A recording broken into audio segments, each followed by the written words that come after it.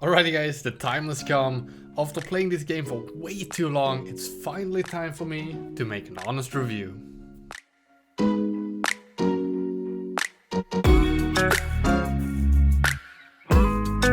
So let's start from the beginning. City Skylines is an awesome game. It is probably the best city simulation game out there. It is flexible yet powerful, but deep down things might not be as expected. We're going to take a dive into City Skylines and figure out the good, the bad and the ugly.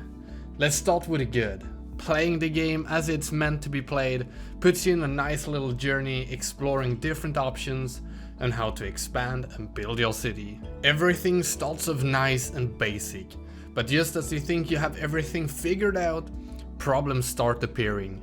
People get sick, you need hospitals, traffic starts to stock up, your streets and fire trucks no longer make it in time to the burning buildings. These are all some of the challenges you're met with in the beginning of the game. Managing garbage and other services. The more you grow your city, the more of everything you need, especially traffic management. Designing your city and preparing for expansion and larger capacities is one of the key ingredients to having a successful city. The game itself is good at rewarding and punishing you for taking different decisions. However, the game is also good at letting you know that no actions are permanent. You can always, if you have the economy, rebuild and redo everything you do. If you want to strive for perfection, the game lets you do it.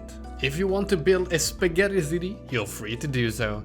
If you want to do some crazy homemade designs, nothing is going to stop you. It is truly a game without limits. But it's not just only glory. Let's jump over to some of the bad stuff. The game / simulation is good, but not perfect. It has its flaws, and I would say the big one is car AI. It works, but it's stupid. Sometimes cars stack up on one line, even though it's a 3-lane highway.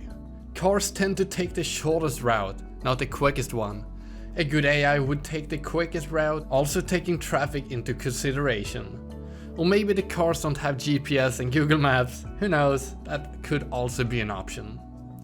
The game itself is rather limited when it comes to using different types of items. You for example only have one type of water pump, one type of big fire station, and one type of sewage outlet. So why didn't they just make different versions of this? For example, high capacity water pump, high capacity sewage outlet. The answer to this question leads us straight into the thing that makes and breaks this game. The mods. This game has great support for mod creation and everything from changing the game to adding new assets and rules. With mods you can pretty much change everything we just complained about. You can add more roads, more rules, a bit better AI, and why not some new fire stations. Now this all sounds great, but in the end, modded content will never be the same as the original content in the game. See, every time the game has a major update, most of the mods stop working. Sometimes even entire save games, and sometimes even the entire game breaks. I know we all have a different opinion on this, but I would rather have the developers make all the great content for this game and not the community. This game without mods would not be the game that I spent 1500 hours on. The game without mods feels incomplete and lacks a great deal of content.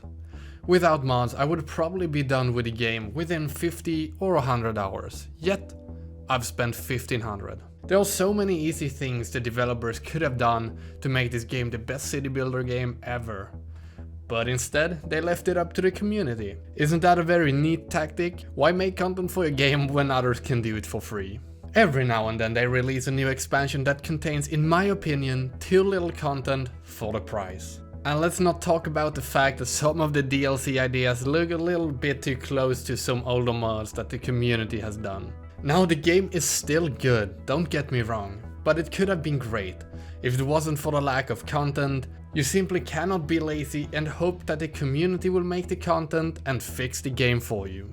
Now for the ugly. After playing the game for many hours, I've come to realize that the logics behind the game is not as logical as one might think. You see, when you start playing the game, everything seems to work the way it is supposed to work.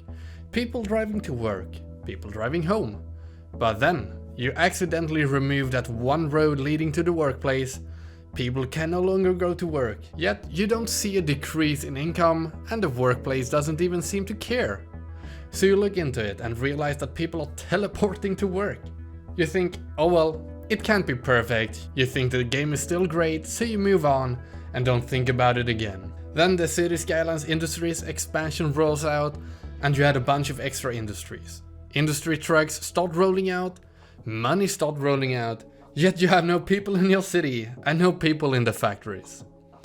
It has come to your mind that not only do people teleport to work, the actual industries don't even need workers. Adding multiple bus stops next to each other increases land value and overall happiness. And since people don't really need to get anywhere, it doesn't really matter where the buses go. You start looking into the statistics and you realize that the money you're making is not based on reality.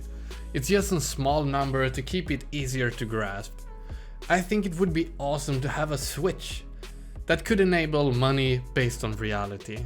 Buildings costing millions, mistakes costing millions, and happy accidents making you billions. Now, since you've started looking at your money and income, you see that it is all based on how much you make or do per week. Okay, you say, this is fine. But then you realize that the day and night cycles are not in sync with the week and nothing really adds up. You can have 1 million people in your city with great city planning and a huge metro system taking people wherever they need to go, yet only 20k users per week. I could go on and on making a detailed list about the problems, but this was supposed to be a review, not a video where I rant about the game, so I'll save that for another video. Overall, I do think this game is worth checking out. It has a lot of problems, but it is also fun to play, and as long as you don't dive too deep, you will still have an awesome experience.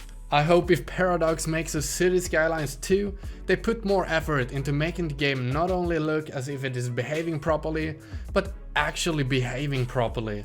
More content I know would be easy to add, so I'm just gonna blame that on laziness. I hope you have enjoyed this little short review. It's not perfect, but it's what I have in my mind.